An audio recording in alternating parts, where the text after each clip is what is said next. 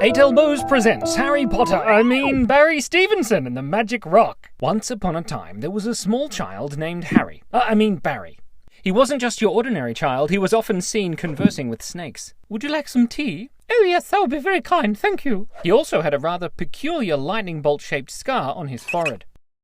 Barry lived with his aunt and uncle and cousin, who were very mean and made him live under the stairs. Leading up to Barry's 12th birthday, something very strange happened. A real-life, majestic owl delivered Barry a letter. I said owl. But Daddy, we don't have any owl toys. Flamingo it is then. Barry's uncle stole the letter and wouldn't let Barry read it. But alas, every day, more and more flamingos delivered more letters. Barry's aunt and uncle were so mean they took Barry and his cousin away to a creepy tiny island to get away from all the flamingos. That night, a giant named Hagrid broke down the door to find Barry. You're a wizard, Barry. We want you to come to our super fancy school named Hogwarts. Swine Mole. No, that doesn't work. Pig Freckles. Come to our school, Pig Freckles, and learn how to be a wizard. Oh, and also you're famous, because an evil guy named Voldemort killed... You can't say that name! Oh, that's right. Ooh, he who must not be named... No, because of copyright. Oh, right. Susan! Yes, Susan killed your parents and gave you that scar.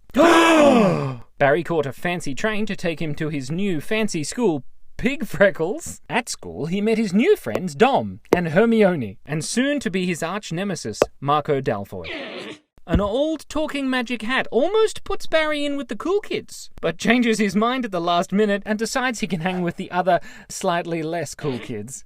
After the head wizard issues a healthy amount of death threats, the three new friends get lost and find a three-headed dog guarding something. Barry, Dom, and Hermione make it their mission to discover what the three-headed dog is guarding. Hermione, who is super-duper smart, discovers the dog is protecting a magic rock that can make you live forever. They also discover someone's trying to steal the magic rock.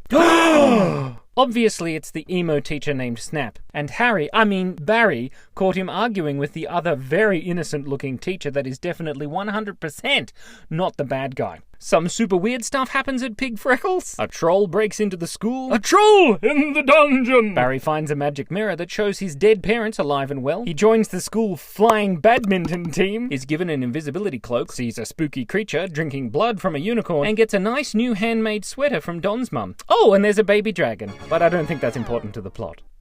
Oh.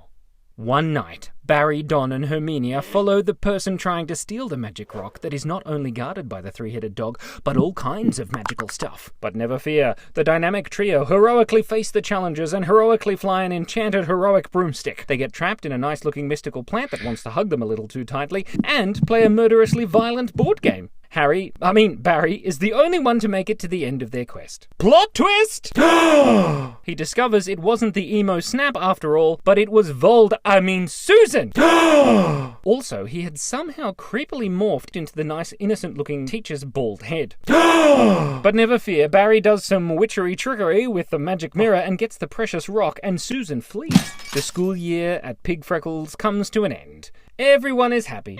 Well, except for the dragon, and emo Snap, he's never happy. But no one is dead. Well, except for the unicorn and probably that troll, and we forgot to water the pot plant. Everyone boards the fancy train and heads home for the holidays. Join us next time for Barry Stevenson and the Dungeon of Confidential Matters.